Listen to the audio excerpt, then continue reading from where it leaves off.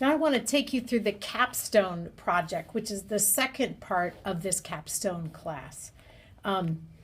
If you look at number 4 of the assignments, it talks about that this capstone project will use Osmer's Practical Theology Hermeneutic. That's the only e-reserve, is to have you read that, especially if you haven't read it. Some of you may have read it in a different class, and it's just something you need to review. But the idea is that you take a ministry practice, an idea that is important to your field, or some cultural phenomenon. And your practical ministry project will use those 4 moves of Osmer to make an argument for addressing this situation. Each of these projects is 15 to 20 pages doubled space. It talks more detail with regard to that. All the papers are submitted by the 29th of April, which right now seems like a long time away, but it'll come quickly. And then on the next week, May 6th, will be a day of defense. So let me talk about both your papers and that defense day. First of all, your papers will be looked at with those 4 moves. Not only how well did they do an argument, but how did you address each of those 4 moves with regard to Osmer's Practical Theology Hermeneutic. Also note that I'm going to be strict on the pages. So that means don't go over. It's going to be really hard, I think, for most people to stay within that. That also means within each of those 4 moves to not be doing engaging too many resources. So for example, you're probably better off dealing with 1 theologian in the theological area than 3 or 4 theologians, because you'd have to stay for the number of pages too high level for that. If you look at the syllabus, the first 2 weeks, we get you started right out of the blocks. So your first week of precept, you come with an idea of your research question and even a couple resources or potential people that you might engage.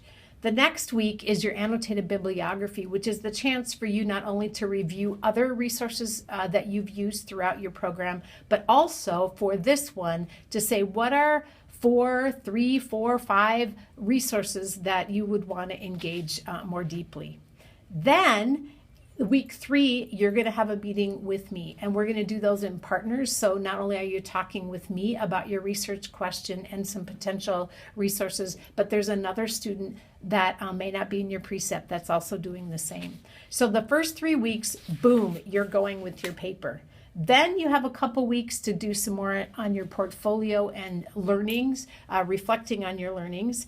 And then in week 7, so the second half of the course, you need to come and have a second meeting with me with an outline. So that means you need to have the 4 moves and how are those building an argument, and what are the resources you're going to do.